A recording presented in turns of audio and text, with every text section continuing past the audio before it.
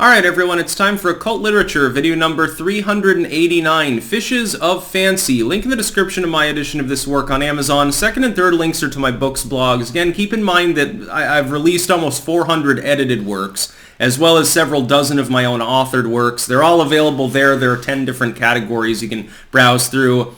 Blogger and WordPress. I prefer the Blogspot setup, and it's easier to actually make a blog there. But WordPress, I think, shows up better on some devices, so you can pick or choose. Pick your poison. Do you want arsenic or cyanide, says Biden as he fucks the economy. Anyway, back on track here. This book is essentially aquatic folklore. It's about the specific folklore. The heraldry is one section, talking about the usage, especially of things like dolphins and crabs and swordfish in heraldric symbolry, symbolism, symbolry, talking about especially religious folklore as well. You know, Jonah getting swallowed by the whale. I know that that's not a fish. You got to understand that the term fish here applies to marine mammals as well as others. So you see turtles and so forth mentioned. Extremely dense. It is academic, but it's written in an only semi-academic manner.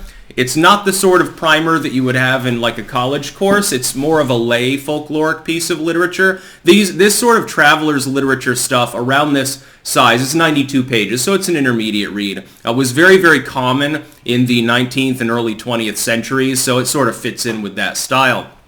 It's been illustrated by Raven Feather Illustrations, so there's that as well.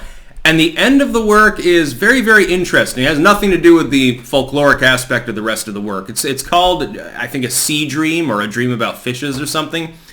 And the dude is dreaming that he's in, I think, a museum, and all of a sudden, I don't know if he's hallucinating or whatever, but there are fish everywhere, and they're setting up a marine exhibition and talking about how, oh, the people on land keep showing us off in their museums. Well, we should do that too.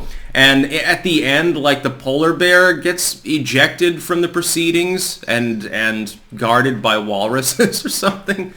It's very strange. It's like a fever dream sort of short story. It's like 5 pages long. So, I mean, it's interesting even if it has nothing to do with the rest of the work, and I'm not sure exactly why it was included. Methinks probably page length. Maybe they were trying to buff it up a little bit and make it look a little bit less thin.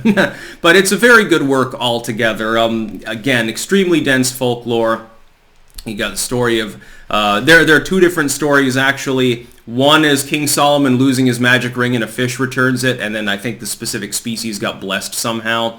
Another one was, I can't remember the name of the saint, St. Anthony maybe, loses his cross in the water, and a crab brings it to him, and so there's that. And of course, in zodiacal lore, outside of Christendom, we're talking about paganism, the marine, the aquatic played a huge role. So you have multiple zodiac symbols, like you have Cancer, the crab, etc., Pisces, the 2 fish. Kind of Aquarius, the water bearer, although I always thought Aquarius was a water sign when I was a kid because it's the water bearer. It's actually an air sign, so I don't know. Somebody was smoking the pipe extra that day. Anyway, again, link in the description of my edition of this work on Amazon. I do highly recommend it. There's a lot of humor in here with the folklore. Again, that's why it's less of an academically toned work. It works. Normally I like some dry academia, but it works in this one because of some of the subject matter being rather out there. Blow your mind, the degree of funniness in some of this folklore. And dietary laws, too, from multiple cultures. Second and third links to my books, blogs. If you like folklore, I've got you covered. I think there's 40 different works in that section, and I ain't done yet. That's about all. Peace out.